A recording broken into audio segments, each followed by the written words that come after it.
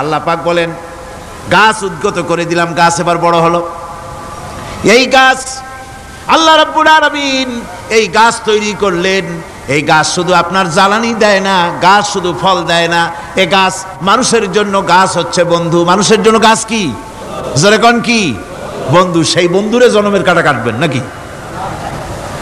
এই গাছ তৈরি হচ্ছে। গাছ বন্ধু কি করে?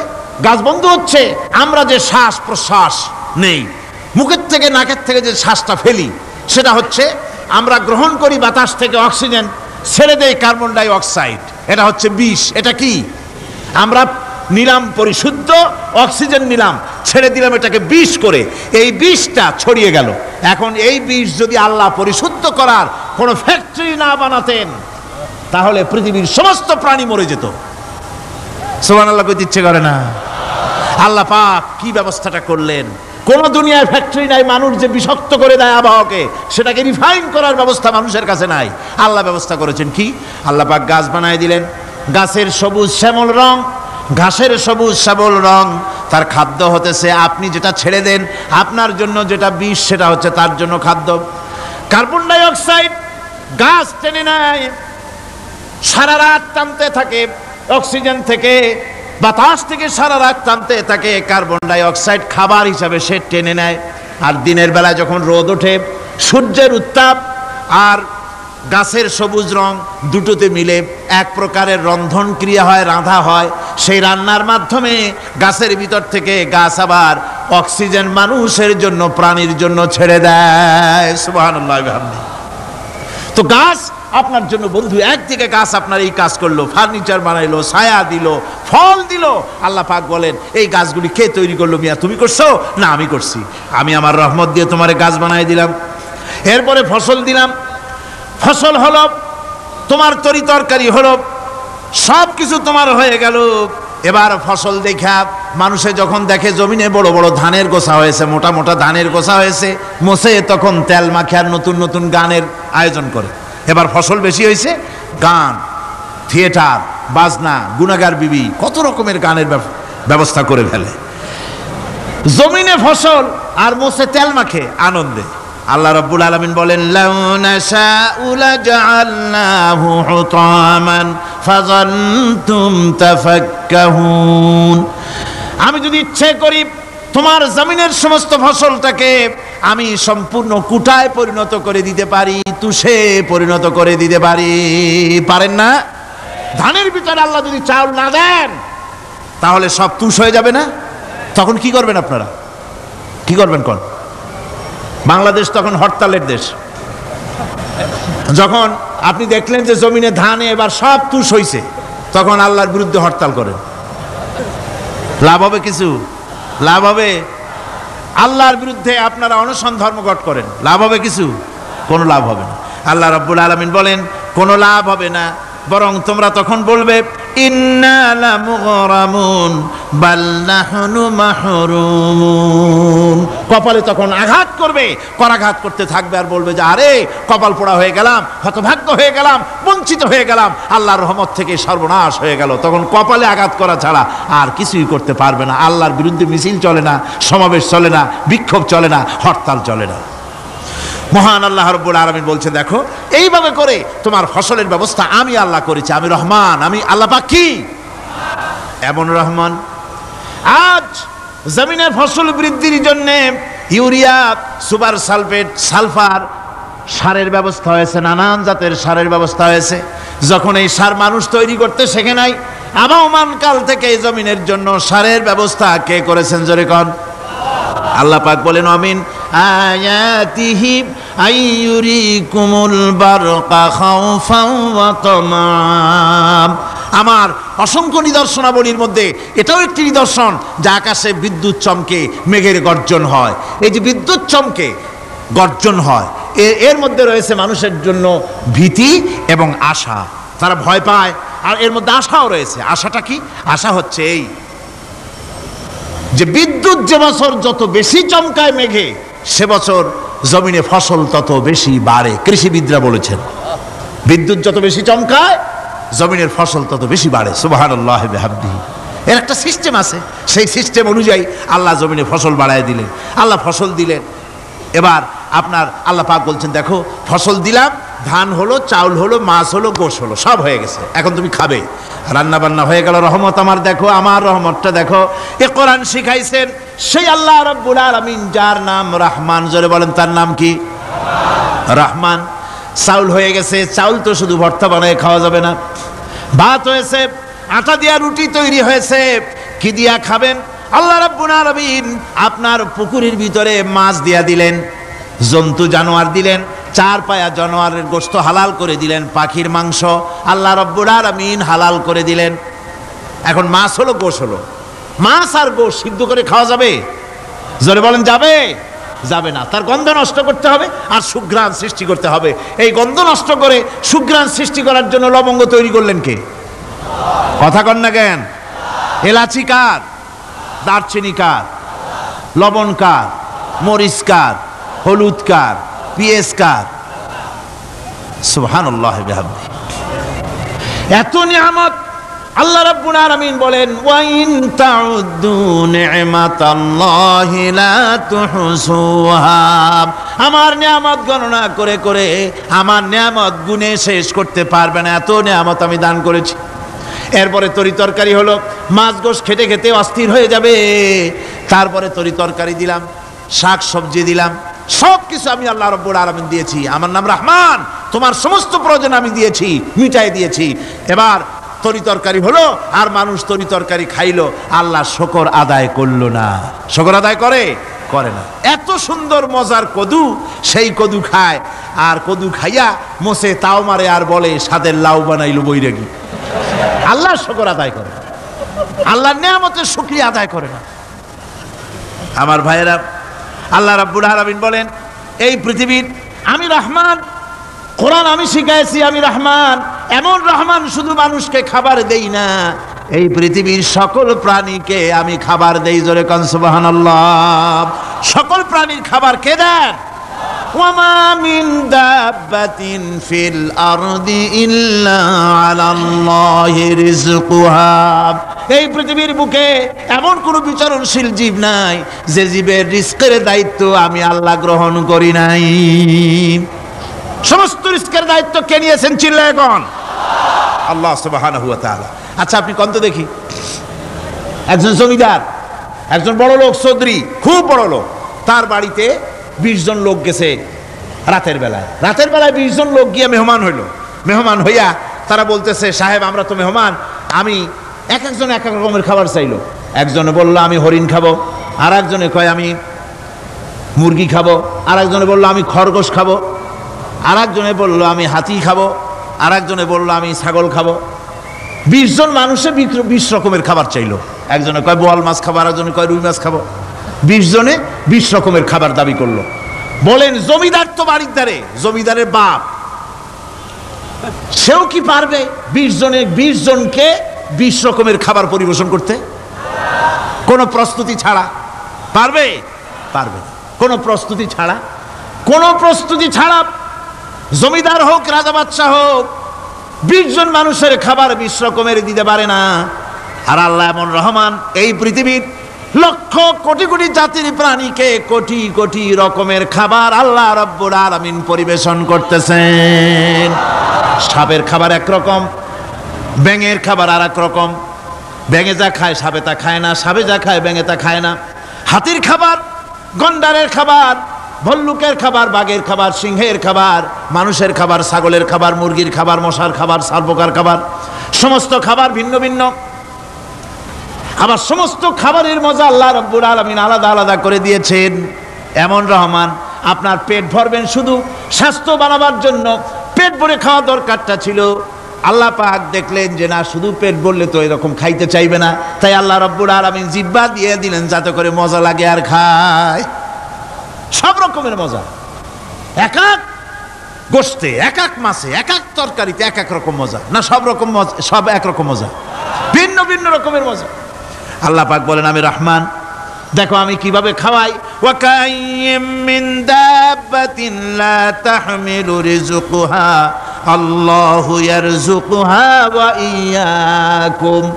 এই পৃথিবীতে এমন অনেক বিচরণশীল জীব আছে যে প্রাণীরা নিজের জন্য কোনো সঞ্চয় করে না, সঞ্চয় করে শুধুমাত্র পৃথিবীর মানুষ। আর পিঁপড়ায় কিছু সঞ্চয় করে। অন্যান্য বহু প্রাণী আছে যাদের কোনো সঞ্চয় নাই। কি বলেন, পাতিশিয়ালের কোনো ব্যাংকে অ্যাকাউন্ট আছে নাকি? না। শীতের মৌসুমে পাতিশিয়াল আইসা ব্যাংকের ম্যানেজারকে বলে না যে কয়েকটা মুরগি আনছি, আমার নামে একটা অ্যাকাউন্ট ওপেন করেন, বৃষ্টির সময় আমি যেন ওগুলো উঠাইয়া পাইকারি দরে খাইতে পারি। ওর কোনো খাবার নাই, সঞ্চয় নাই। এ ধরনের পাখির সঞ্চয় নাই, পশুর সঞ্চয় নাই। মহান আল্লাহ রাব্বুল আলামিন তিনি বলছেন, সকালবেলায় পাখি তার বাসা দিয়া ক্ষুধার্ত পেট নিয়ে পাখিগুলি উড়ে চলে যায়। সাপ তার গর্ত থেকে বের হয় খালি পেটে, পাতি শৃগল খাঁটি পেট নিয়ে গর্ত থেকে বেরিয়ে যায়। তিমির মতো অত বড় প্রকাণ্ড প্রাণী, হাতির মতো প্রকাণ্ড প্রাণী, গরিলা, শিম্পাঞ্জি, ওরাংওটাং, পিঁপড়া থেকে শুরু করে নিয়ে প্রকাণ্ড তিমি পর্যন্ত সমস্ত প্রাণীগুলি সকালবেলায় খালি পেটে বেরিয়ে যায়। সারাদিন ঘোরাঘুরির পর আল্লাহ সুবহানাহু ওয়া তাআলা বলেন, সন্ধ্যাবেলায় সমস্ত প্রাণীর পেটগুলি ভরে আমি আল্লাহ তাদের বাসায় ফিরাইয়া দেই।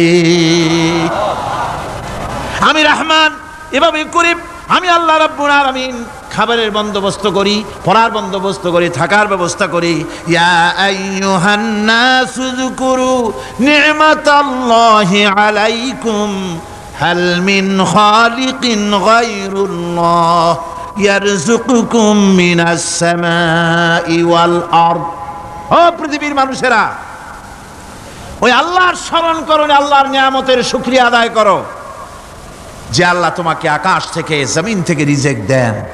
ওই আল্লাহ ছাড়া আছে কি কেউ যে তোমাকে আকাশ থেকে রিজিক দেয়, জমিন থেকে রিজিক দেয়?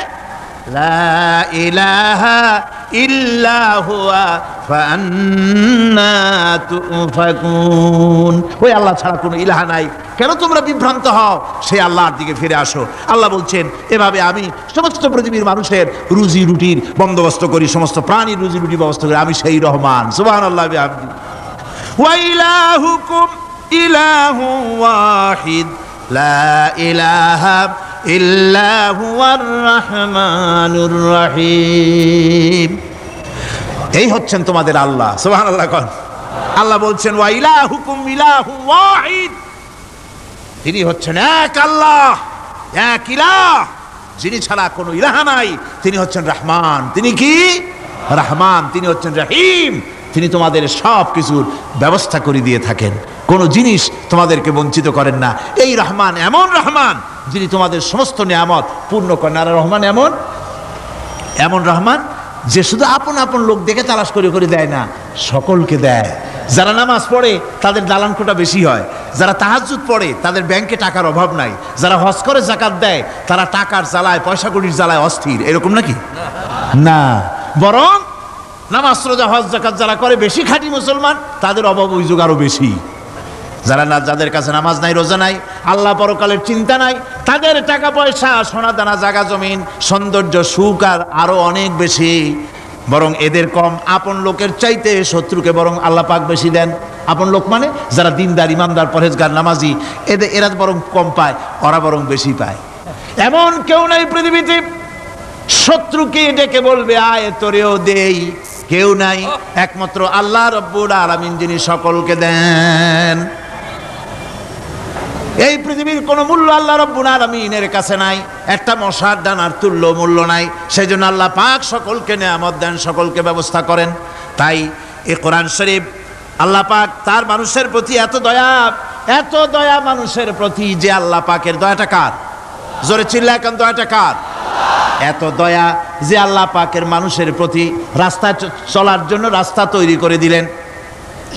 পাহাড়ের ভিতরে মানুষ যেন হারায় না যায়, পাহাড়ের ভিতরে গিরিপথ বানালেন যিনি, মরুভূমির ভিতরে হারায় না যায় নিশানা বানালেন যিনি, সমুদ্রের ভিতরে রাতের আধারে যেন গভীর সমুদ্রে হারায় না যায় সেজন্য মহাশূন্যের ভিতরে তারকা প্রদীপ জ্বালায়া পথের নির্দেশনা দিলেন, বিয়ে দিলেন যিনি, এত ব্যবস্থাপনা যিনি করলেন, সে আল্লাহ রাব্বুল আলামিন মানুষের জন্য এই পৃথিবীতে ব্যক্তি, পরিবার, সমাজ ও রাষ্ট্রে, আন্তর্জাতিক জীবনে, স্বরাষ্ট্রনীতি, পররাষ্ট্রনীতি, শিক্ষানীতি, যুদ্ধনীতি, বন্দিনীতি, তার জীবনের সমস্ত নীতিমালার ব্যাপারে আল্লাহ রাব্বুল আলামিন বুঝি কোনো দিকদর্শন দেন নাই। দিয়েছেন কিনা? সুতরাং রহমানের দাবি হচ্ছে, আল্লাহর রহমানিয়তের দাবি হচ্ছে বান্দার জন্য কোরআন শিক্ষা দেওয়া। যত শিক্ষা আল্লাহ দিয়েছেন, যত দয়া আল্লাহ বান্দাকে করেছেন, সবচাইতে বড় দয়া কোরআন শিক্ষা দেওয়া। জোরে কান সুবহানাল্লাহ। যত দয়া, যত নিয়ামত, যত রহমত আল্লাহ বান্দাকে করেছেন, তার মধ্যে শ্রেষ্ঠ রহমত, শ্রেষ্ঠ দয়া, শ্রেষ্ঠ করুণা মানুষের জন্য, আল্লাহর এই পৃথিবীর মানুষের জন্য সবচাইতে শ্রেষ্ঠ দয়া কি? জোরে বলেন কি? কোরআনের শিক্ষাই হচ্ছে আল্লাহ পাকের এই মানুষের জন্য সর্বশ্রেষ্ঠ দয়া।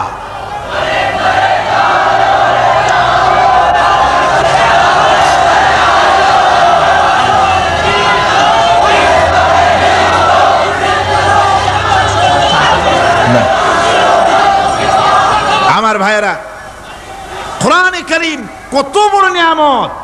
আর রহমানু আল্লামাল কোরআন। এতক্ষণ যেই রহমানের দয়ার কথা বললাম, সেই রহমান কোরআন শিখাইছেন। সুবহানাল্লাহ। কি শিখাইছেন? কোরআন। সেই কোরআন তিনি কি শিখালেন? কোরআনের শিক্ষা কি? কোরআন আমাদের কি দিল? আল্লাহ কি শিখালেন? সেই ব্যাপারে কথা হবে আগামীকাল ইনশাআল্লাহ। সবাই বলেন ইনশাআল্লাহ। দাঁড়ানো ভাইরা বসেন, দাঁড়ানো ভাইরা সবাই বসেন, মোনাজাতে অংশগ্রহণ করেন। মোনাজাত করা জরুরি, কেউ দাঁড়িয়ে থাকবেন না, সবাই বসেন, মোনাজাতে অংশগ্রহণ করুন, মোনাজাত করুন। দাঁড়ানো ভাইরা বসুন, কেউ দাঁড়িয়ে থাকবেন না। আমি আজকে আর লম্বা কথা বলবো না, যেহেতু আমি পরিশ্রান্ত হয়ে এসেছি। আগামীকাল ইনশাআল্লাহ এর থেকেও আগে শুরু করবো। আজকে যেমন দেরিতে শুরু হয়েছে, এরকম আগামীকাল দেরিতে শুরু হবে না ইনশাআল্লাহ। আরো আগে শুরু করব, যাতে করে আমি আপনাদের সামনে কথাগুলি সুন্দর করে বুঝাতে পারি। সবাই বলেন আমিন। কোরআন আমাদের কি দিল, কত বড় রহমত এই কোরআন। যে আল্লাহর এত বড় দয়া, সে আল্লাহ আমাদের কি শিখালেন, সেই কথাই আগামীকাল আলোচনা হবে ইনশাআল্লাহ। আজানে এই কি বলে, মুনাজাতের পরে আজান হবে, আজানের পরে বা জামাতে এশার নামাজ হবে, এশার নামাজ বা জামাতের সাথে আদায় করে যাবেন। আল্লাহুম্মা আমিন। রব্বানা যালামনা أنفسنا وإن لم تغفر لنا وترحمنا لنكونن من الخاسرين ربنا لا تزغ قلوبنا بعد إذ هديتنا وهب لنا من لدنك رحمة إنك أنت الوهاب أي الله تعالى হাজার হাজার মুসলমান নরনারী দীর্ঘক্ষণ ধরে তোমার দ্বীনের কথা আমরা শুনেছি, আলোচনা করেছি। মেহেরবানি করে দুরূদ ও সালামটুকুন, আলোচনার সওয়াবটুকুন জনাবে মুহাম্মদ রাসূলুল্লাহ সাল্লাল্লাহু আলাইহি ওয়াসাল্লামের রূহ মুবারকে পৌঁছায় দাও রব্বুল আলামিন। আমরা যত লোক এখানে বসেছি, এর মধ্য থেকে যাদের মা বাপ দুনিয়া থেকে বিদায় হয়ে গেছে, আল্লাহ দয়া করে মেহেরবানি করে কবরগুলিকে জান্নাতের টুকরায় পরিণত করে দাও রব্বুল আলামিন। কোরআনে কারীমের মাহফিলে এসেছি, সারা জীবন যত গুনাহ করেছে, কোরআনে কারীমের বরকতে আমাদের জিন্দেগির সমস্ত গুনাহ খাতাকে মাফ করে দাও আল্লাহ। আয় আল্লাহ তাআলা, ইসলামী সমাজ কল্যাণ পরিষদ প্রতি বছর এই মাহফিলের আয়োজন করে থাকেন, তোমার কোরআনের খেদমত করে থাকেন। এবছরে আয়োজন করতে যথেষ্ট বেগ পেতে হয়েছে তাদেরকে। আল্লাহ তুমি তাদের প্রয়োজনকে গায়েবী মদদ দিয়া পুরা করে দাও রব্বুল আলামিন। এই খেদমতের পুরোধা যিনি, এ কোরআনে কারীমের তাফসীরের মাহফিলের সাথে যিনি অঙ্গাঅঙ্গিভাবে জড়িত, মাওলানা শামসুদ্দিন সাহেব। আয় আল্লাহ তাআলা, ডাক্তাররা বলেছে তার দৃষ্টিশক্তি ফিরে পাওয়া অসম্ভব, কিন্তু আমরা তোমার কাছে কোনো জিনিস অসম্ভব মনে করি না রব্বুল আলামিন। তোমার কাছে অসম্ভব বলে কোনো জিনিস তোমার কাছে নাই। তুমি দয়া করে মেহেরবানি করে তার চোখ দুটির দৃষ্টিশক্তি ফিরাইয়া দাও রব্বুল আলামিন। এ মাহফিলকে তোমার দরবারে মঞ্জুর করে নাও। এ মাহফিলে যারা আসেন, যারা কথা বলেন, সকলকে যোগ্যতা দাও, যাতে করে তোমার বান্দাদেরকে সঠিক কথা পৌঁছাতে পারেন। আমাদের দ্বীন ও ঈমান আকীদাকে আল্লাহ তুমি সহিহ করে দাও, তোমার রাস্তায় চলার তৌফিক দাও। এ মাহফিলের জন্য যারা পয়সা দেয়, কষ্ট করে, শুনতে যারা আসে, আল্লাহ তুমি তাদের প্রতি রহম করো।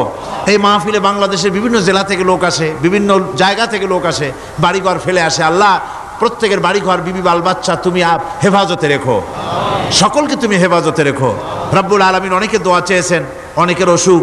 এক মহিলা লিখেছেন প্রতি বছর তিনি আসেন, এবার আসতে পারেন নাই। তিনি খুব দুঃখ করে লিখেছেন, আল্লাহ তুমি তাকে সুস্থ করো, ভালো করে দাও, যাতে অন্তত এই মাহফিলে একটা বারের জন্য তিনি আসতে পারেন, এর সুযোগ করে দাও। যত লোক অসুস্থ আছে, যত জায়গায় অসুস্থ আছে, অপারেশন হচ্ছে অথবা রোগ আছে, আল্লাহ তুমি সকলের রোগ ব্যাধি দূর করে দাও আল্লাহ। আমি আপনাদের কাছে দোয়া চাই যেন বাকি 4 দিন যোগ্যতার সাথে আল্লাহ পাকের কালাম থেকে বলার জন্য যে ধরনের যোগ্যতা দরকার, কণ্ঠস্বর দরকার, স্বাস্থ্য দরকার, মন মানসিকতা দরকার, ইলম দরকার, আল্লাহ যেন দয়া করে তার এই গুনাহগার এই ছোট্ট নগণ্য বান্দাকে যেন আল্লাহ দয়া করে দান করে দেন রব্বুল আলামিন। যত মানুষ এই মাহফিলে আসছে আল্লাহ সকলকে, আমাদের সকলকে তুমি আহলে কোরআন বানায়া দাও।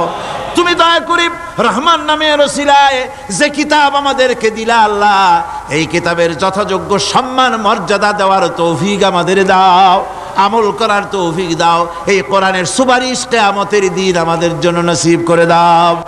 ربنا تقبل منا إنك أنت السميع العليم وتب علينا إنك أنت التواب الرحيم سبحان ربك رب العزة عما يصفون وسلام على المرسلين الحمد لله رب العالمين واجعل آخر كلمة عند الموت لا إله إلا الله محمد رسول الله السلام عليكم ورحمة الله